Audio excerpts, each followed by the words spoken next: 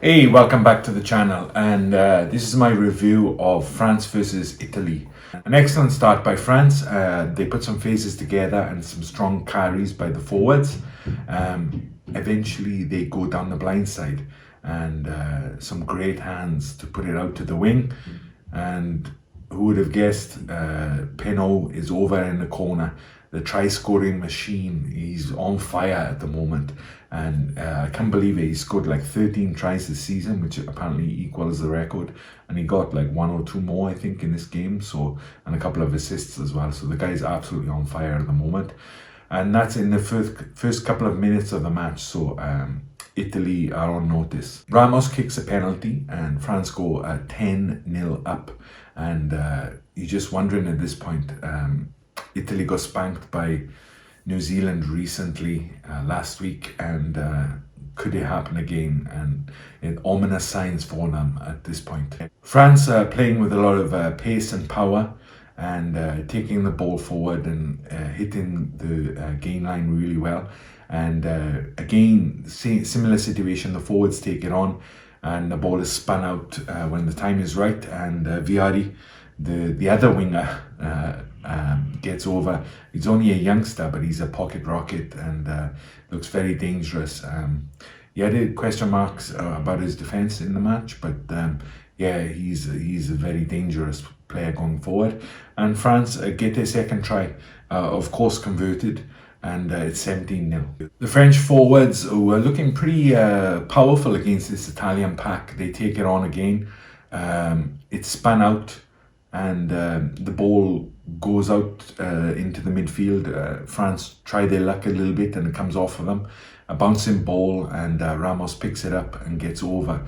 And these tries now, Italy have got to be worried about like getting absolutely hammered again. So they need to like switch on and actually get something out of this match. So France have their tails up, and that's dangerous for any team, Italy obviously included. But similar to New Zealand, when they actually get going, they have the ability to steamroller sides, as New Zealand showed this week and France showed this week too. So Italy need to stem the bleeding a little bit. They almost get over for a try, and Capuzzo makes a great break in midfield. He was the most dangerous player when he was on. Unfortunately, went off later after a HIA.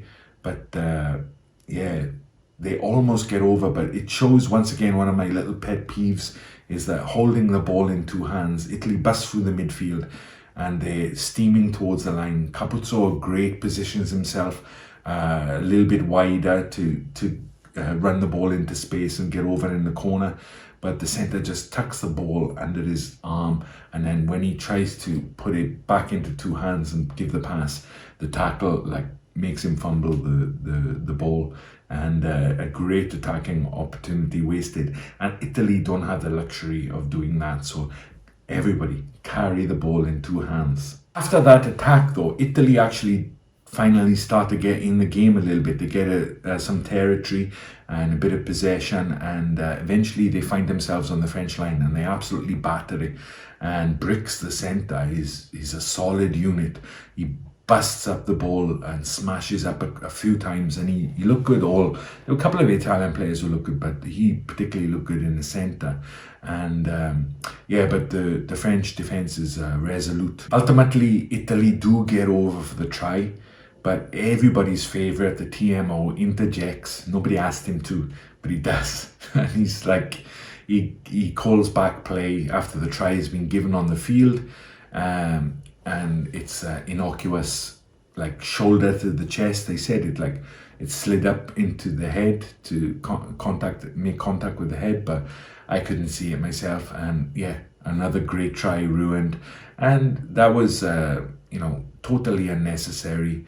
TMO, as I've said before, keep your mouth shut unless it's needed, that was such a kind of a nothing decision. And France clear their lines and Italy's chance to get back in the game is gone. The frustration of the Italians becomes evident on the field. It starts to get a little bit niggly, a little bit of afters, a little bit of hitting off the ball and things like that. You can't blame them really. The referees pinged them a lot as well, and you can see the frustration. This World Cup hasn't gone their way, but Penaud gets another try. You know, the machine that he is. And at halftime, it's 31-0 to France. So the second half starts very much as the second half finished. France in the ascendancy. The referee is pinging the Italian team so much. It's almost like a penalty a minute for the first 10 minutes, and it's crazy, and you can't do anything if you're getting penalized that badly. So they either need to clean up the game or I don't know what, but France get down to the Italian line, and Jalibert is a great individual try from him at number 10, filling in for Antamac, and he's gone in confidence every game. He ghosts over on his own and gets a really good try. So yeah, he's looking good, and they're not missing Antamac too much as I thought they would. So at 38-0 to France, Italy show their character and do try and get back in the match and go on the attack, but they just lack in that directness and that killer instinct that particularly Capuzzo provided when he was on the pitch. Unfortunately, he stayed off after this HIA, as I mentioned earlier, and that's a devastating blow for them because he can really make things happen, and they needed a little bit of that if they were going to get any kind of parity in this match. And they do attack, but it's pretty lateral, and they don't really get anything from it. So sorely missed. There are a couple more tries from France, some from the tight, some from the loose. The winger gets over for a couple, but eventually Italy really do show what they can do and break through a very determined French defense, even though they were like 50 points up or whatever.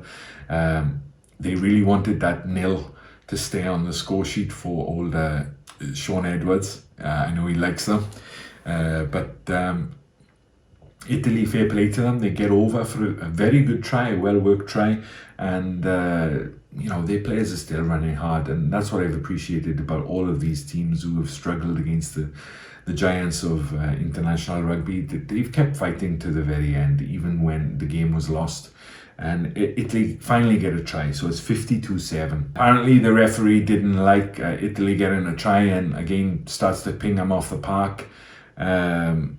France do get another, I think, a try and a penalty before the full-time whistle, and the finish is 60-7. In summary, a very convincing win from France. They look very good in the backs. And the pack performed well against an Italian pack who struggled a little bit in this World Cup. However, I will say that there is so much expectation, as I've titled this video, expectation around this French team. And Dante, Aldrich and Jalibert now are the key players for them. If they can stay fit, they'll do well. Obviously, Dupont is going to come back for the semi-finals, and he's the key to this whole French team. I still have my doubts about the French front row. They performed well, but not against a very dominant Italian pack. So if they get Ireland or especially South Africa, I'll be very interested to see how they do against them. And with the expectation comes a lot of pressure on the players. You're just hoping that they don't go into their shell when it comes to the knockout phase. That's the danger for this French team. Of course, playing at home gives you an advantage, but it also puts added pressure on you. And I think someone like Dupont and Sexton as well for Ireland takes a bit of the pressure off the rest of the players because all eyes are on them. So he is such an integral part of this team that if he comes back, I think they'll do very well because obviously a very talented player. But up front, they might struggle against some of the more physical teams. So France topped the group, and rightly so. Very talented side, but they're going to get a real test whoever they play in the quarterfinals. It's either going to be Ireland or South Africa. I think France will probably do better against Ireland. They're more similar in the way they play, quite mobile packs, but also very physical. But if they come up against South Africa, I think they might struggle a little bit up front. But they have such talent behind, and if Dupont is not suffering any ill effects after his injury, then it's going to be really close whoever they play. Italy, on the other hand, a very disappointing World Cup for them. They had some great performances this year and looked like they were bringing it to the World Cup, but never really produced what we've seen that they can this year. One consolation is they finished in third place in Pool A, so that means a guaranteed berth in the next World Cup, but that's a long way off, and I'm sure they'll be licking their wounds after this World Cup. But yeah, still an enjoyable game, but it just gets everyone fired up, I think, for the quarterfinals now. Some great teams are going to go at it, and I, for one, can't wait to see them. So if you've made it this far, thank you very much for watching. Please like, subscribe, share, and all that other good stuff, and I will see you next time. All right, bye-bye.